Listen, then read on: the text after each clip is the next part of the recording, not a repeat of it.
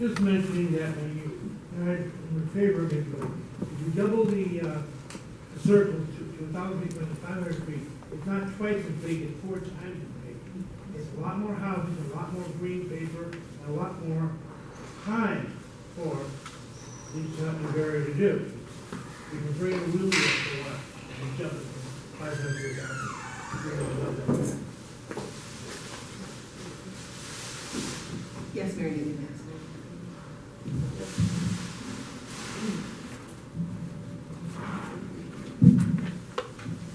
I wanted to better understand, let's presume that that happened, the guy goes out and gown and measures and everything.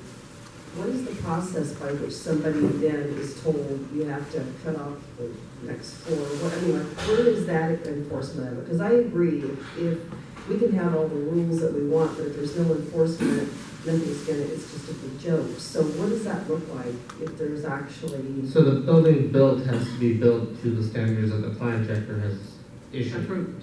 And approved and stamped, and if it isn't, then it needs to be corrected to be. How does that happen? Who does that? That's what we get. Well, no, it's the DBS inspector, and Who there's does the different measure? inspectors for certain things. Period, the inspector doesn't allow.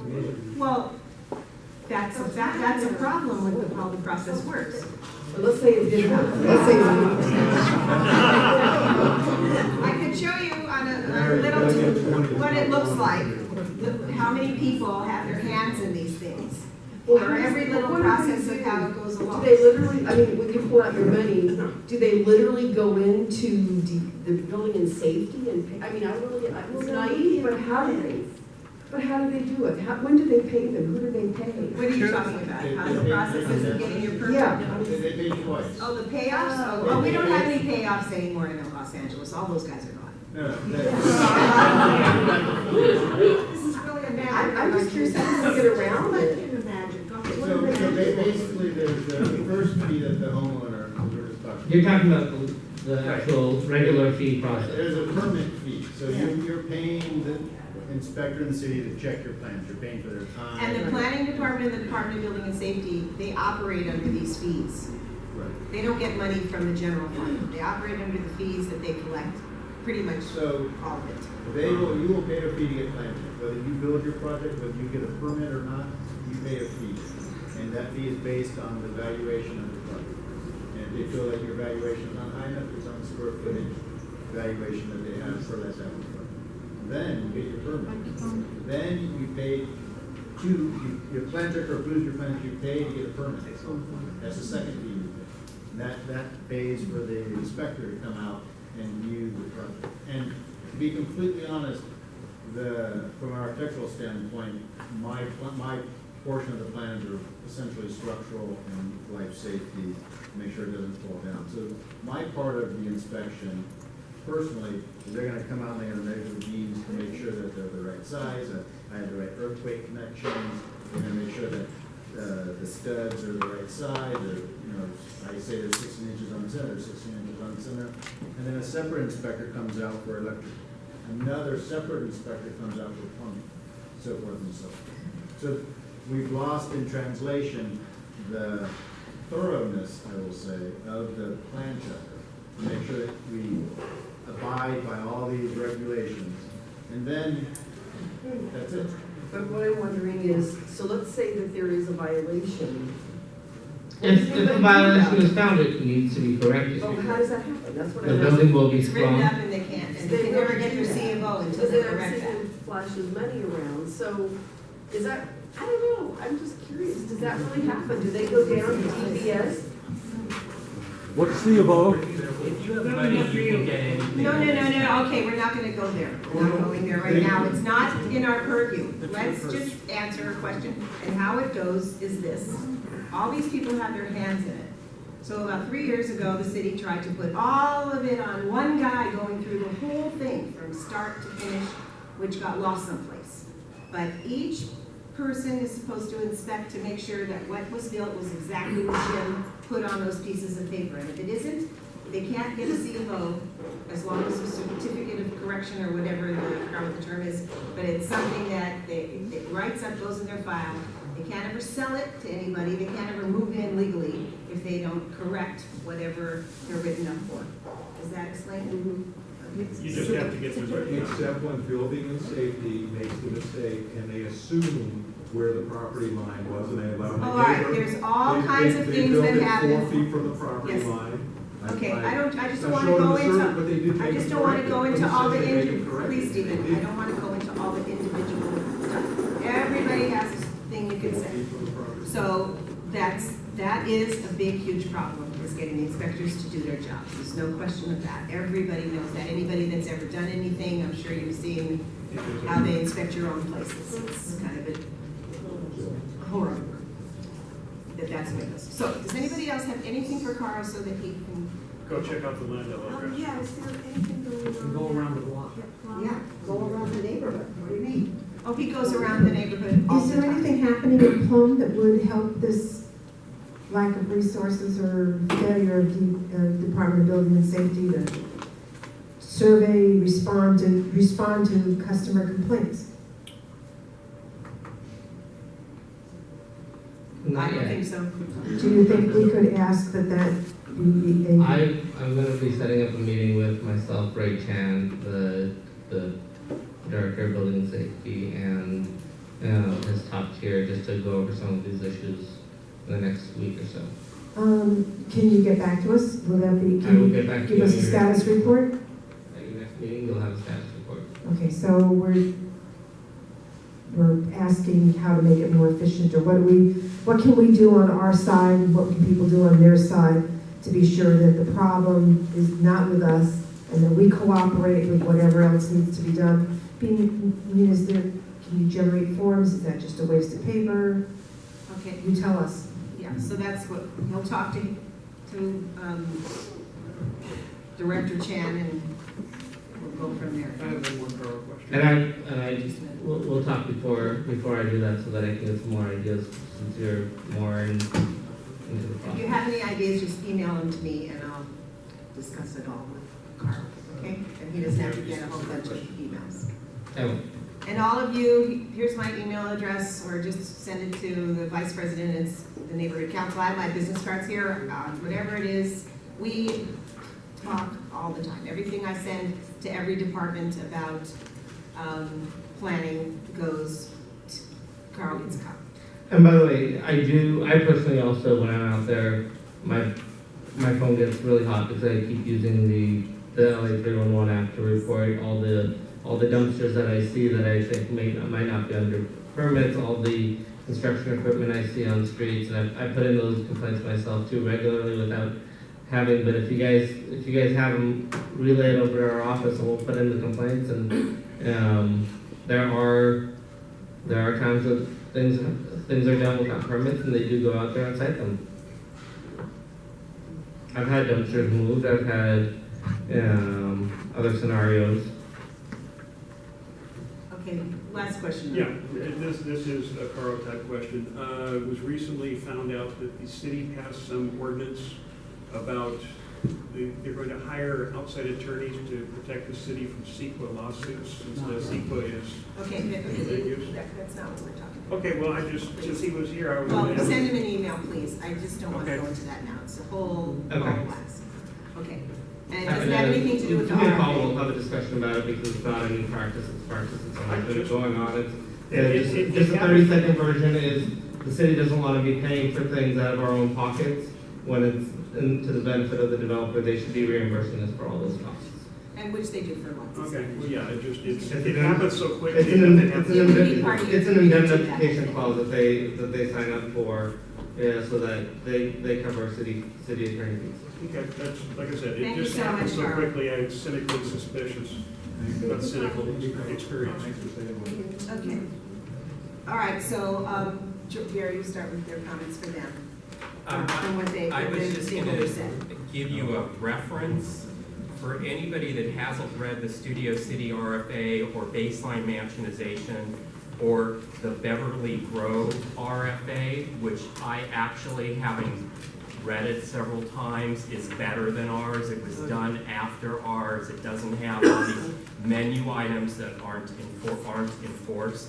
But if you go to if you Google LA City Council file, that's LA City Council file, once you get that page, you can put in Beverly Grove RFA, Studio City RFA, or baseline mansionization, and you can read all three of the ordinances. But I highly suggest you read the Beverly Grove one.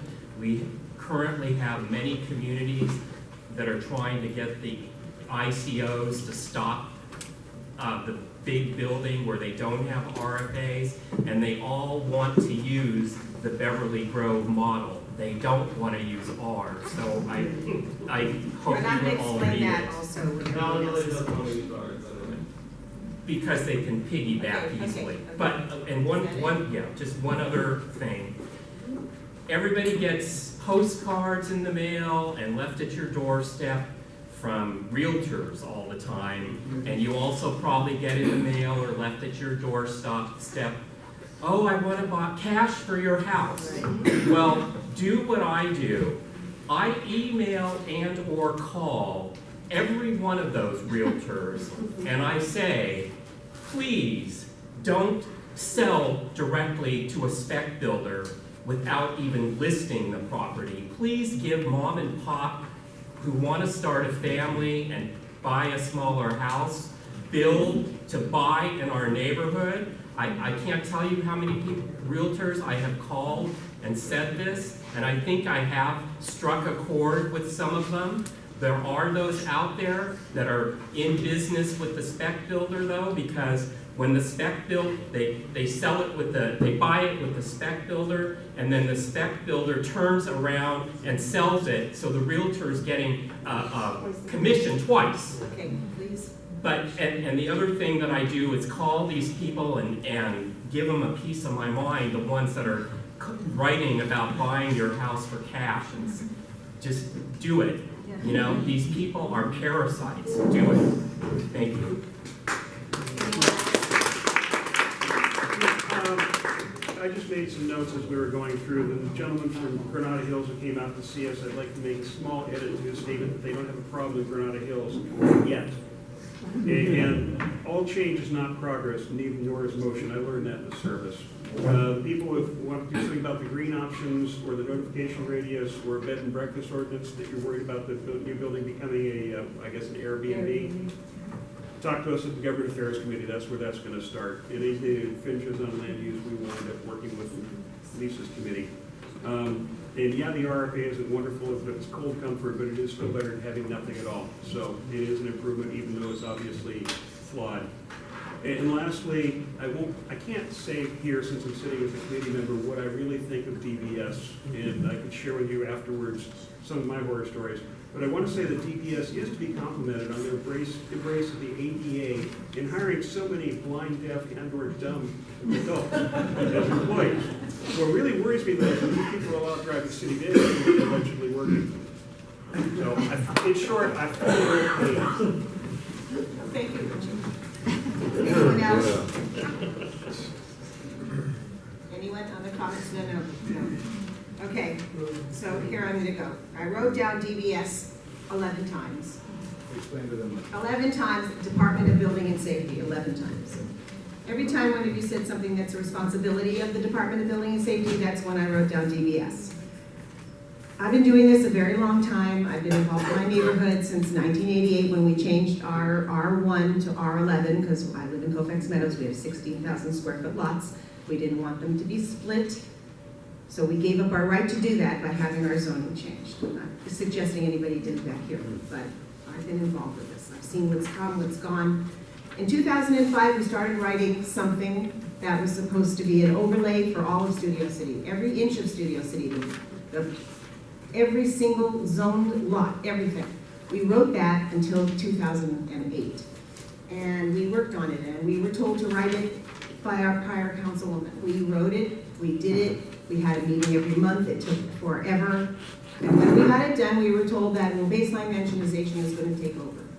So baseline mansionization was better than nothing, and we worked our butts off to make sure that every community could have their own addendum to the baseline mansionization ordinance, and that's how the RFA came into being. Nobody on the other side of the hill was interested at the time, but nobody had been attacked like we were here in Studio City. And that's why Studio City was the second one done. The first one was in Sunland, Tahunga. They have mini lots and they didn't want the houses to be any bigger than a certain amount, and it went through 2 minutes. As soon as baseline was over, the RFA was done. Our RFA had no challenges until we got to the City Planning Commission, and then all of a sudden people came out of the woodwork, a lot of people with a lot of noise. And we ended up going from something very restrictive that would be really better than what we have now for sure, into a compromise, that we had to have the compromise or we would have nothing. We'd have 60% lot coverage. Even though 53% sounds terrible, at least from the 33 to the 53, they have to do something so it's not a big ugly square box, or else you end up with the examples that a smaller version of the 14,000 square foot house at Chiquita and Colfax. But that's that square box, 3-story, stuck in 33 feet high, just stuck on a lot with a giant wall that everybody in the house next door would have to look at. They have to have an articulation. They have to have something, a setback for the second floor. They have to do this, all those things that are exceptions, which we never wanted. We always wanted it to be straightforward. This is what you have to do, period. But we couldn't get that.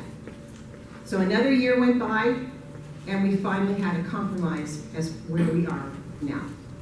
So what happened in Beverly Grove? Well, that's 3 years later. So things have changed. We still have all the people who want to come in, and don't forget, the best use of the lot is whoever will buy what's ever built on it. So if people aren't going to buy an 1,800 square foot house or a 1,200 square foot house and live in it with 2 bedrooms and 1 bath, they're going to knock it down and they're going to build something else. So the only way we can help cause them to be smaller is by really the people wanting something smaller. I don't know why the people want all these giant houses that don't fit into the neighborhood. Okay, I'm gonna go through my list. The thing about the solar being blocked, I don't think that's allowed. So if somebody can send me that email address, not that I can do anything about it, but I could report it. So if you know what that is. I think we explained already to everybody how the 400 feet for the garage and several other parts of the building of the house doesn't count for the ultimate square footage. So the square footage has to be under the 53% if they go with all the bonuses. I hope I understand, explain that. Okay, there's a 5-foot lot line between houses. But if it's a remodel, it can be built in the same location where it was before. I have a house next to me that was totally redone, really, but it's only 3.5 feet from the fence. I live in R11. It was supposed to have a 10-foot setback, but they're allowed to do that. We can't stop the development. That's just not going to happen. I wish we could do it, but we can't. Everybody wants to live here, centrally located, really. Anybody you talk to thinks it's the greatest place to live. I grew up here. When we first bought our first house, I wanted to move to Northridge. I'm so happy my husband made me move here. I really am. And that's where we've been for the 42 years since we've been married. So, safety is the biggest issue. I don't know how to press upon the DBS the danger and what happens when they're blocking the street for a whole day, or when there's absolutely no communication between the developer and all the contractors. And don't forget, every time a different thing is being done, it's different people. They don't even know you had an issue with the people before. And I learned that when this house was being built next to me too. I mean, I knew from everyone complaining, but it was firsthand to me. So every single time that somebody comes, if you have to go out there and say to them, look, you can't be here before 7 o'clock. That's because the contractor didn't tell the people that wherever they're coming from, that these are the rules. You can't be there, you can't block the street, you can't park your truck wherever you want, you can't stick it in somebody's driveway, even for 2 minutes. All those rules you all know. And I can also send you guys a list of the most important rules of having a contractor, the construction rules from the city. I can set up any kind of committees we want. The thing is, I don't think the planning department will work on anything. I think that something's happening with the BMO, and we have to try to do something with that. So how that works in this neighborhood council is that the Government Affairs Committee will be getting and compiling the information that's coming in about the baseline mentionization changes, and then they'll decide whether we're going to support what it is, or most of the time, and you can look on our website, and you'll see the kinds of things that we issue. We say, well, yeah, we agree with this, but we don't agree with this, or we do agree with this, and here's how you should change it. We don't just tell them we disagree, we tell them what they should do. And there's no neighborhood council that's issued more community impact statements. That's where we ultimately get something that gets into the file, and they do pay attention. It's still the DBS that has to enforce it all, and if we don't get them to do it, I want to tear my hair out. I don't know how else, I don't even, you know what I'm saying. Okay, the signage thing, I don't know about that. So I'm gonna find out, and I'll send out some kind of emails to people who I know, all of you guys. Oh wait, you all hopefully wrote down your email addresses, so we'll send out something about that. That's something that I can find out about. And I never thought of that, because I don't think I've ever seen a house that is covered with signs like that. The lunch trucks. The only people you can complain about the lunch trucks is to the police. They're blocking a city street.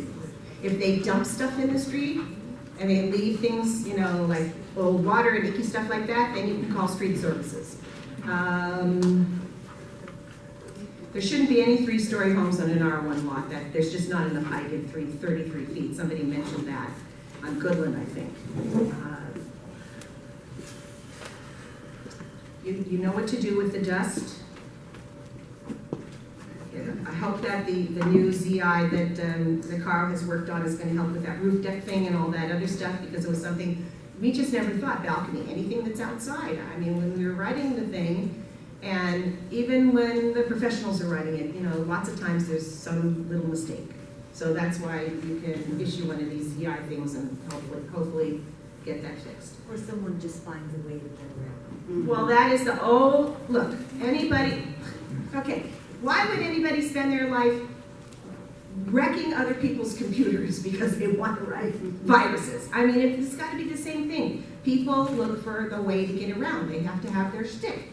So I do think that we were the first out there. It's never the perfect thing when you're the first one doing something, and we know there's mistakes. We know there's things that should be done, but I honestly believe the only way we can do it is to fix it in the BFO, because that goes with everybody. Baseline mentionization, so it goes to everybody.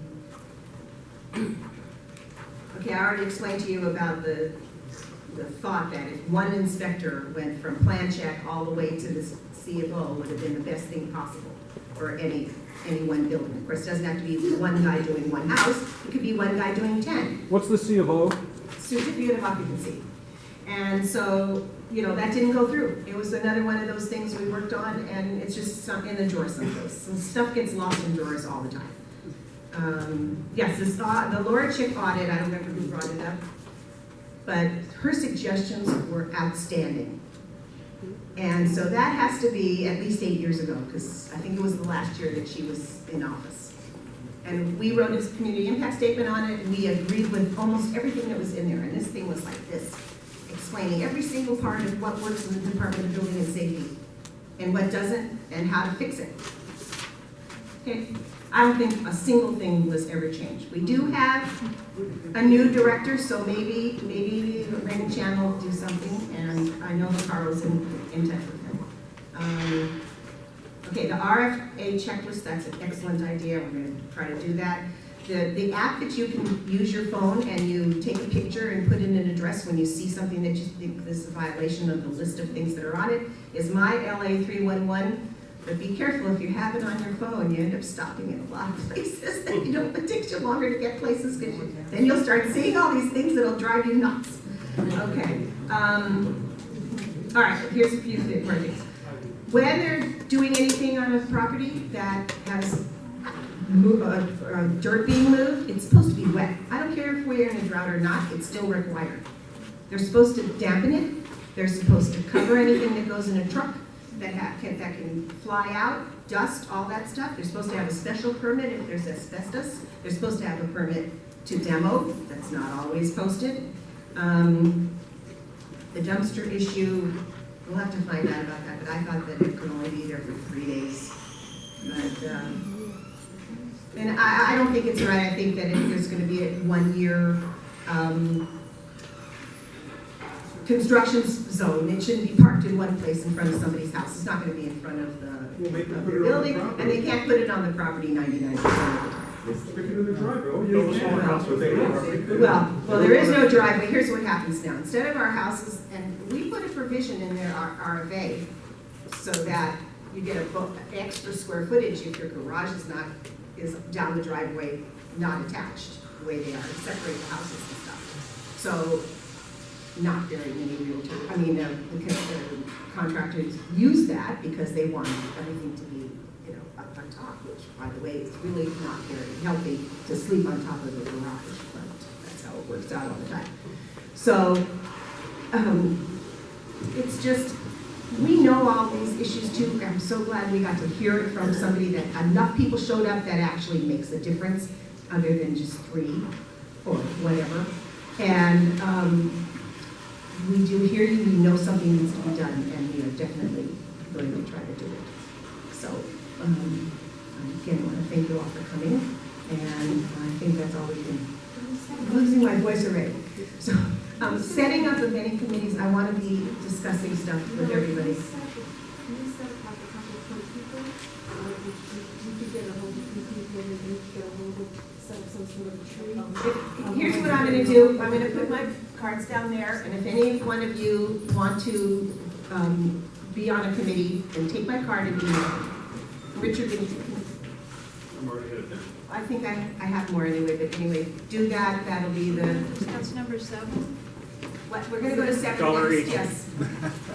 Yes, ma'am. Because we need your help. Did you get one from me?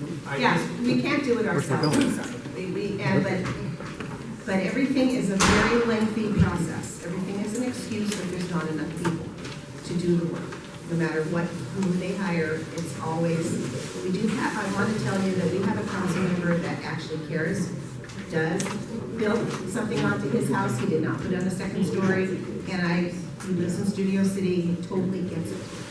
It's just, everything is, till your hair turns gray. Okay. Caros? It's on the CD2 webpage.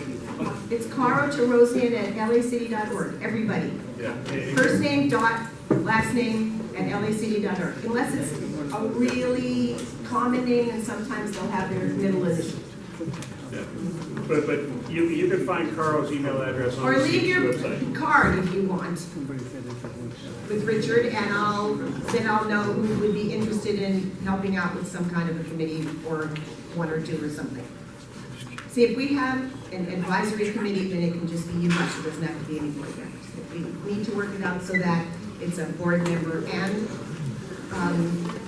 stakeholders, we have to put out an agenda, which we can do too. I don't care how we do it, but we have to have volunteers. We can't do it anymore. We just can't, and we're already doing it.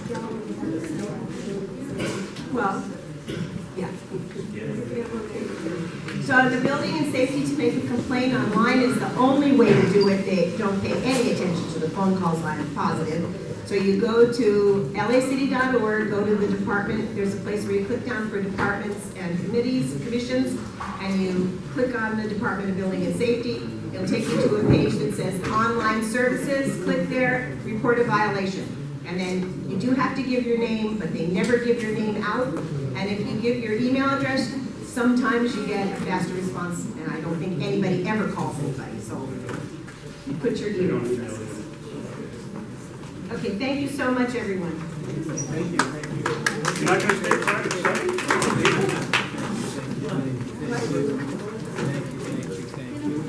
Are you going to talk about 7? Yes, we are. Okay. I don't know if everyone knows that because they're leaving. Item 7 is next. We're going to discuss what we're going to try to do to the forgotten part of Ventura Boulevard from Colfax East. So, if you care about your community, you will stay and help us figure out what we're going to do with all those car bases. Don't complain about the carpet, it's better than what's proposed. I didn't know about it. Stay with us. Okay.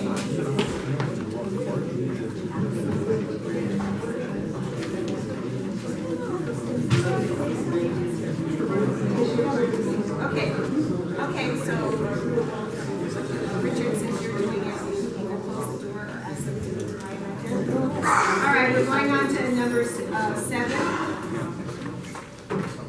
Okay, so a little bit of the background. A little bit of background on this. So in 2005, we approached our councilwoman at the time, and we asked for some kind of a plan, which was called a charrette. We had about 10 hours of public hearings. That's a lot, by the way, where a lot of people showed up. We had pictures of everything. We had places where you write. It's really kind of cool. I mean, maybe we'll do it this way too. I mean, we don't know what we're going to do for sure yet. This is the start. Okay.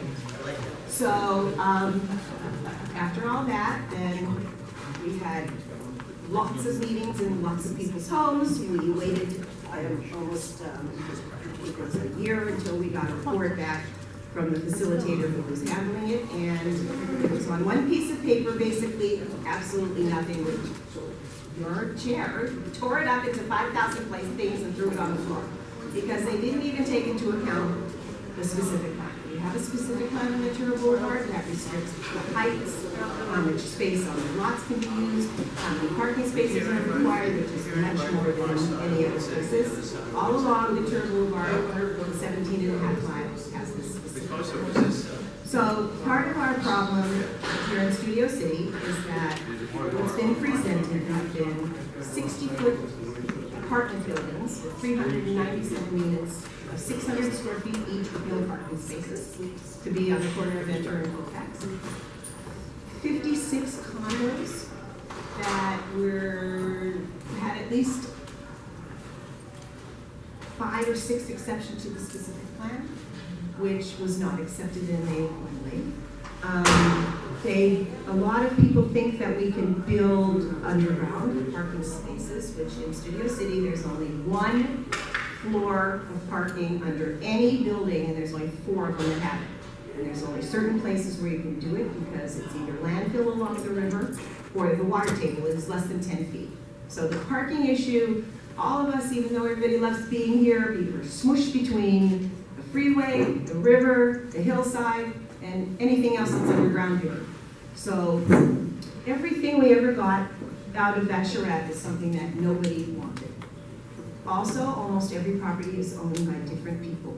Every single one. It's owned by estates, it's owned by trusts, it's owned by 5 lots are owned by Pepperdine. And it took Crust 1 year to get somebody from Pepperdine to call them back so they could rent that property. So that's my worst nightmare I've heard about that. Okay, so Lisa wanted to do something about the part that's not part of the bid, not part of anybody's thoughts, it seems, to get the community together and organize something that we could try to get to the property owners and do that makes sense, fixes it up, but doesn't give us 60-foot buildings. So I'm gonna let Lisa. Can I give you a people No. before your days? No, let's just go from there. Okay, so Lisa's going to present what she's gonna be working on, and then. Well, I just want to take a few minutes. Yeah. So one of the reasons that I wanted to get involved with the Studio City Neighborhood Council was because when we moved in, my husband and I moved in up Eureka, south of Ventura Boulevard, looking around, really liking the neighborhood, but not really falling in love with it, just because I just noticed that it just didn't seem like it moved sufficiently. It really is there, but aesthetically it's bit off. It felt to me like it was the forgotten end of Ventura Boulevard, even though it connects us to Hollywood, the Hollywood Bowl. Everyone rides that end of Ventura Boulevard to go to the freeways on Vineland or Lancashire. So it's a really lovely area between Colfax and Lancashire, but to me, it just felt really super stale, old, stagnant. Just kind of stale, really. And what I wanted to do was get involved with the council to be able to present a vision, something that really brought us up to the 21st century, to really heighten our, what's the word I'm looking for? Our presence, thank you, our presence in the community, and to really just take a stand and say, you know what, we do exist here. We don't have to have these buildings like Oil Canneries that hasn't been painted in over maybe 30 years. I don't want to single out certain locations, but if you really do walk that portion of Ventura Boulevard from Colfax on, you get to see these buildings and you're like, why isn't there grass on the concrete? And they don't know. And why aren't there palm trees on this side? Why are there these buildings who haven't been painted in so long? So what I wanted to do was I wanted to put a vision board together, kind of like a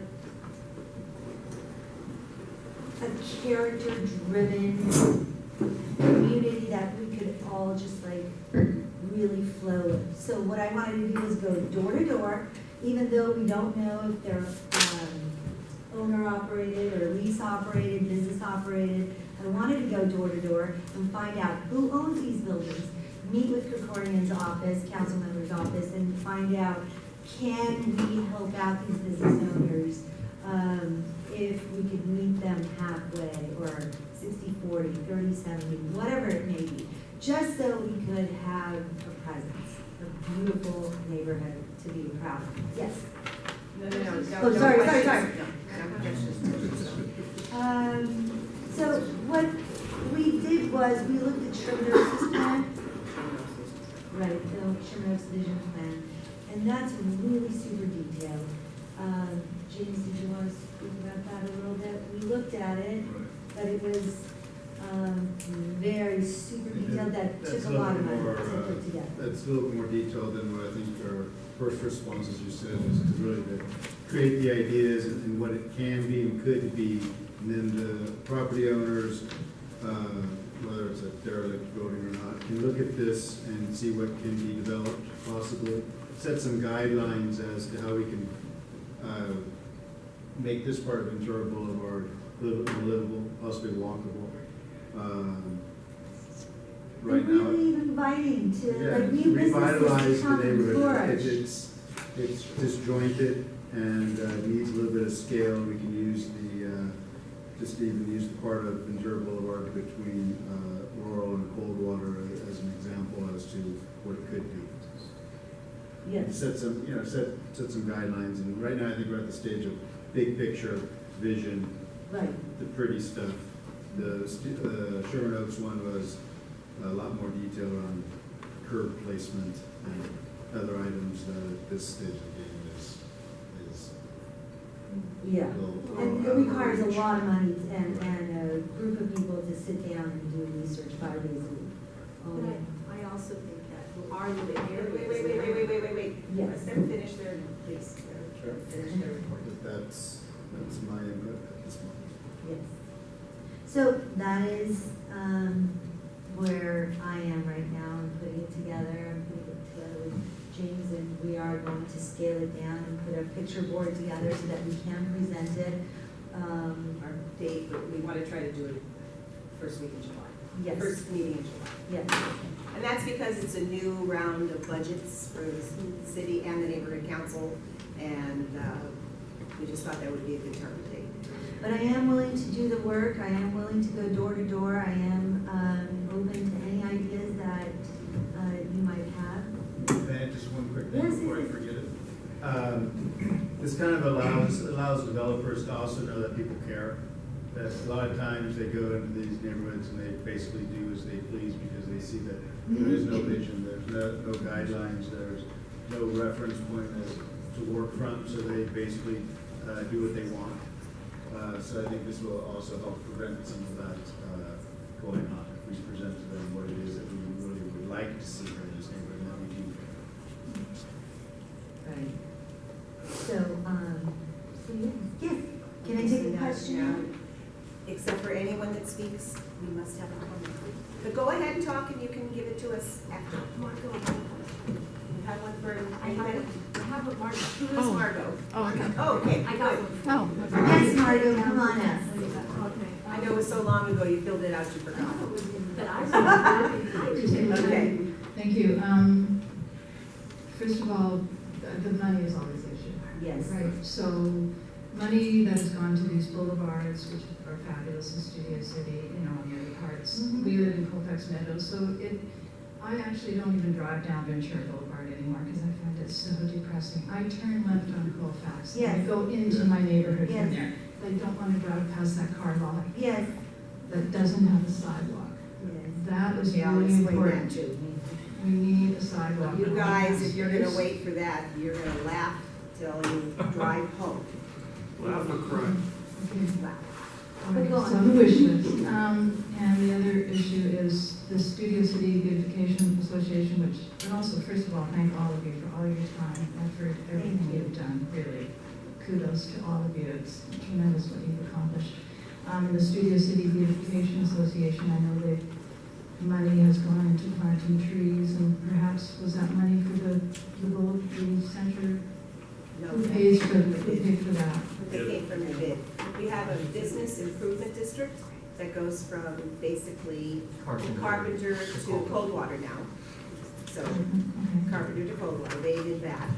And the beautification is part of the Residents Association, and they try to do everything that isn't in the bid. So from Coldwater to Fulton, and from Colfax to Lake and down Lake, so down Coldwater, and all those places. So I guess what you were telling us is that you need participation, financial participation from the owners of the businesses along Ventura Boulevard? Well, that's the research that Is that what it's gonna take? That's what we, after we figure out what we think should happen, I think, then we're gonna go to the council office, and they are interested in helping out.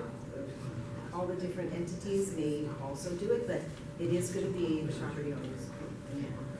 Because if we come up with a plan and the property owners don't like it, why bother? And I think that's one of the reasons why they just looked at Sherman Oaks and said, wait, this is way too much detail for us, because what Sherman Oaks likes, and what people in Sherman Oaks want, probably not gonna directly transfer to Studio City, and different portions of the boulevard view things differently. And so, better to start a conversation at the beginning and try to get all the players involved, so that you're not putting a whole lot of effort, time, and stuff into the people that you're trying to sell to are just gonna go, we're not All buying. right, well, I'm our representative for the Ventura Point Boulevard Corridor Specific Plan Review Board. And each community is on its own for most of those kinds of things. And that's the way we decided 6 years ago, when a lot of us changed over, because each community wants their own thing. So having this, the Sherman Oaks Vision Plan, at least, not that Jim doesn't already know what to do probably, or Lisa already had her plan of what she wanted to do, it was just something that came out that we could. Sure. But it all really will end up going back to either the business owners or the property owners. And frankly, and I can say this 1,000 times, and I know how Lisa feels about this, what we've been shown that they would do to our part of Ventura Boulevard that we're talking about, I'd rather have car lots, and I'm not kidding you.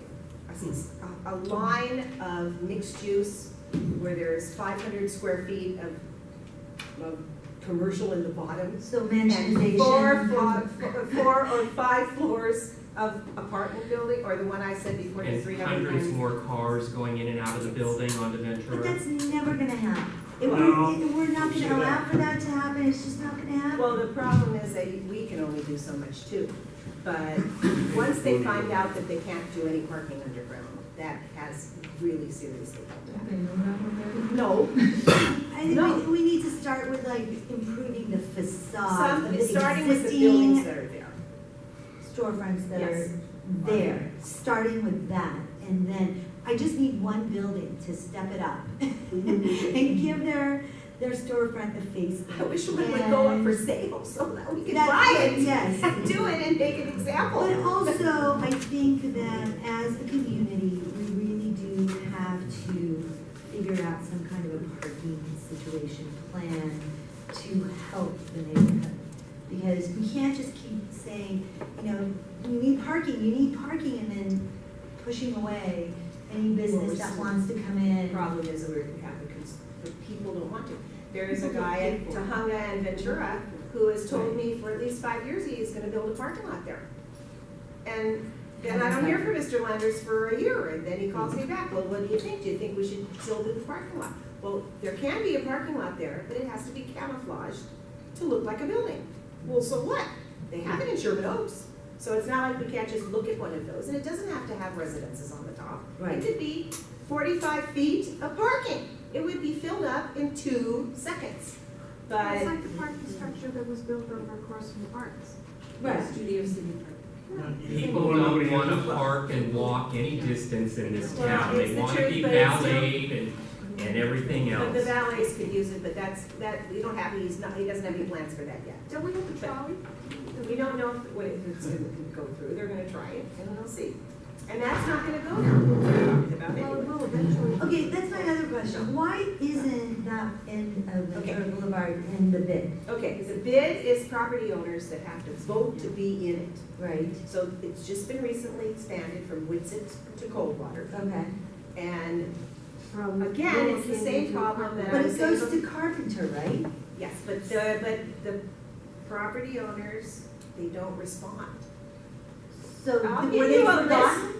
No, they get the information. The forgotten end wasn't forgotten? I'm telling you, for 1 year, I tried to get somebody at Pepperdine, and so did the guy who opened up Crust, to talk to him. It was an empty storefront, not in the bid. Right. Is it in the bid? Yes, it is. No, it wasn't in the bid then. At the time, It wasn't in the not. bid then. But still, they did not answer for 1 year. Empty building sitting there. Makes no Can I sense. ask just one So, more Can you question? explain to the people here what the bid is? The bid, it's the business improvement district, and each owner of the property pays extra tax, I don't know how much it is, but an extra tax that goes from the 5% of their property tax, yeah, and then money goes into the bid organization and they spend it on themselves. But it's extra, it's not like it's just their property They're taxes. the bicycle police, they clean up, they put the benches out. What else do they do? Well, they trim the trees in their They park. all the trash cans Trash around cans, town, they plastic. empty So them. that's doing it on the forgotten end. Exactly. Because it's It's not not part of the part bid. of the bid. So it continues to just be forgotten. So can I ask one question just about trees? I mean, to me, trees add a tremendous amount of beauty. Is that in your plan? Well, we We have all part of the restrictions, but conference. here's the problem. Instead of going on Kovacs, next time you drive home, Margot, look at all the trees that are butchered on Ventura. Yeah. The trees block their signs, so they butcher them up. So, Illegally, but it's the city doesn't illegal, but, respond. or the DWP, probably hears mistakes now, the DWP comes and they chop down, those dangerous Palms. cuts that they make and they leave the pond stump. They just cut them down because it's touching their waters or whatever the thing is, I don't know. Yes, sir. I was just gonna say, keep in mind that of the 6 communities on the 17 miles of Ventura Boulevard, Studio City has the most mileage on Ventura. By 3/10 of a mile. And the fact that we do have kind of a pristine business area, if you will, from, say, Carpenter to Fulton, that is really the envy of many other parts of the valley, Yeah. that we also have the portion from Colfax to Lancashire. But on that front, I still have to say, be careful what you wish for. Because I feel, as a car owner, I want some support for my car where I don't have to drive out to Victory or Sherman Way. We need to have some of that along Ventura, and we have a pristine business area. We also need a utility business area. And I'm not in favor of yanking those out, and because if we do, you can be sure the landowners are gonna build big. Yeah, no So talking I like about- the idea of redoing facades, but I don't like the idea of tearing stuff out, because if the second that landowner tears something out, they will build big. Yeah, Well, but- And we will have more If you look cars at on car internet. lots, you look at the car lots on Van Nuys and how they've So I'm- improved the whole appearance. I'm They all have for trees. fixing the facades, but not tearing down. Well, everybody got the In- message in my before. plan. Yeah, everybody got the Definitely in my message plan. before that we need services, because pretty soon we won't be able to leave here at all.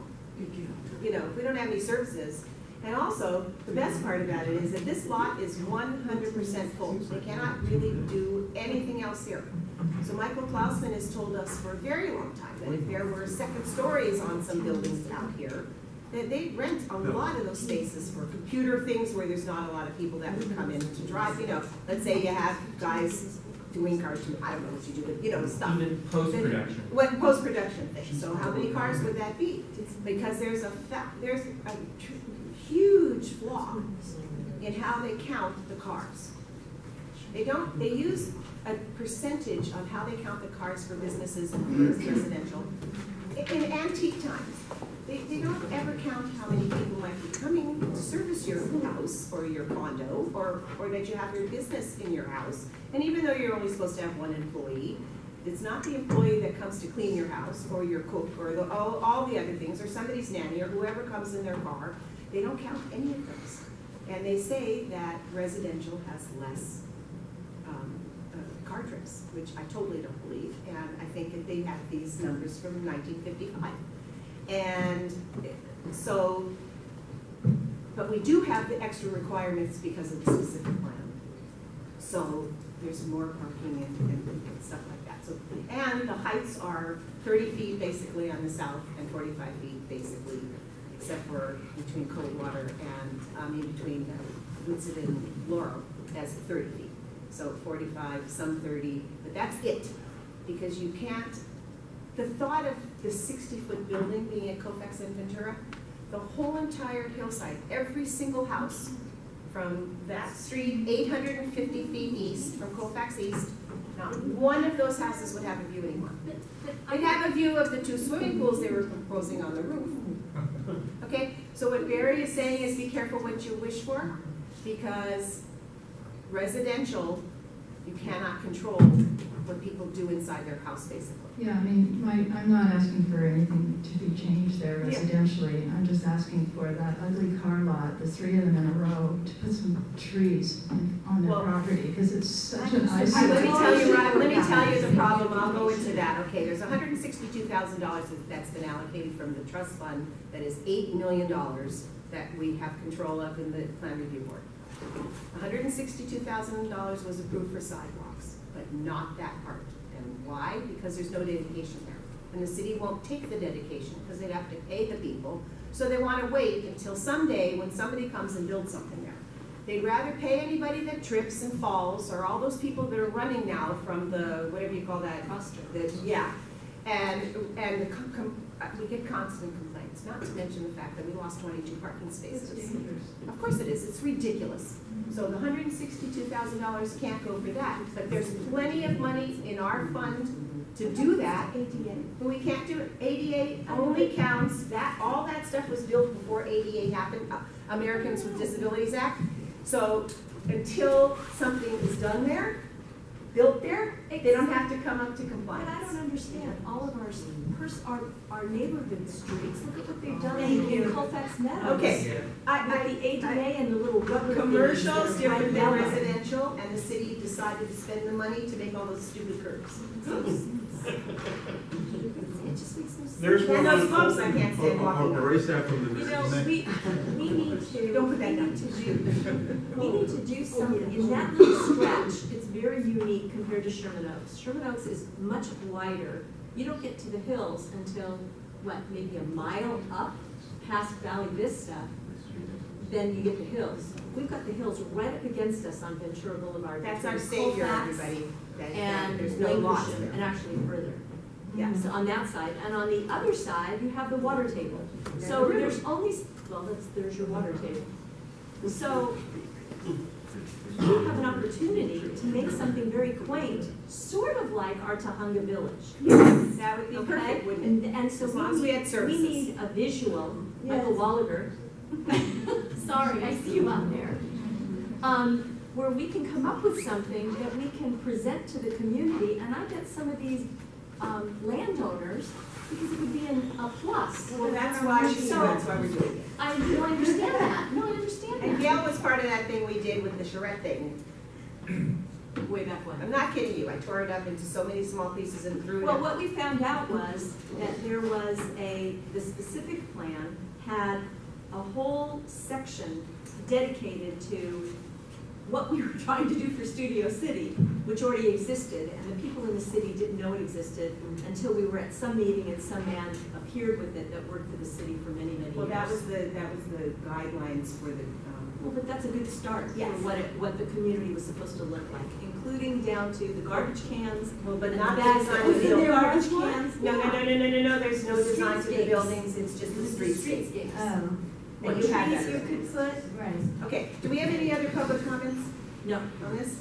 Okay, so, do we- okay, so her email address, because she's a co-chair, so look at her name, where's your cards? I know. I changed bags and I Okay, forgot it. so- Anyway, it's L Karajian, K-A-R-A. I'll write it down for you if you really want it. All right, so anybody who It's on the wants to help agenda. out with this, we can, we need lots of help from anybody that wants to put their 2 cents in.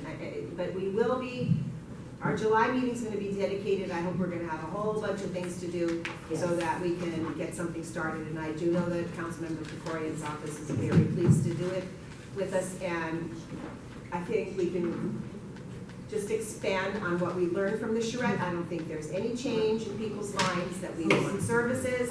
We don't want a lot of more living. I mean, imagine 397 kids moving in and having to go to Carpenter. Look, you know, So- Washington Boulevard between, I guess La Cienega and National. National, well, that's big, that's a lot more. Well, I mean, but they changed completely the facade of their Yes. storefronts, and brought out art galleries in, restaurants and so forth. La Brea is building like crazy right now, completely changed. Culver, yeah. So Culver City Is a reached city. out, Yes, reached out and paid the businesses to come that's and what, build. yes. And then it became Okay, like so that's a what we're, place. after July 1st, when we have this plan, then we're gonna go look for the money. So, I mean, Yeah, I'm gonna it start goes looking for quickly, money. but if we're doing it, the money, I mean, all of it will be faster than the city, because we don't have to actually go through the planning department, except for whatever permits would have to be pulled and for whatever changes happen. And the facades are approved by the Design Advisory Committee, which is the Land Use Committee of the Neighborhood Council. So, you know, yes, Is there some place where we could see the plan? we haven't done it We yet. have, yeah, that's what Okay. I'm working on right now. So mark your That's what I'm calendars, presenting right July. now, and Are I'll there tell you gonna what be, I'm gonna are there gonna be any meetings about the plan and the process created? Well, I'm just between gonna now and put like a July? vision We board don't know together yet. and then We present have it. 2 people working on the thing and we'll go from there. Okay, I'll tell you what day it is. Which one? The one in July July? 1st. So, I mean, July 8th. That's when we're planning on the rollout of a plan. And then, you know, we're gonna do it like, Dave, like they did the charrette, so we'll have those big pictures and people can write on things what they like and stuff, and we're actually gonna look at it and do something about it. So, and then I don't know how long that'll take after that, because we'll have to go to the councilman and get some money. But there's one thing about this councilman, he actually spends his discretionary funds on CB2. He actually does do that. So, some things might seem silly, but like painting the red in the lines in the street and fixing the potholes, but at least something is now, discretionary money coming in. Okay, anybody else want to say anything about this? As a stakeholder, with this planning being done, I think it would be much better for the neighborhood, and probably result in a better product if there was a little more interaction between now and July, rather than just one or two people working more or less in a vacuum regardless of how well intentioned. Well, we've tried that many, many times. I- And it does seem to work out that the two people end up doing all the work, no matter how many people are supposed to be in the committee. So we have them starting this out, we'll see how it progresses. We might put out an agenda, we have something happening that we'll see how it goes. We just plan on having something come out by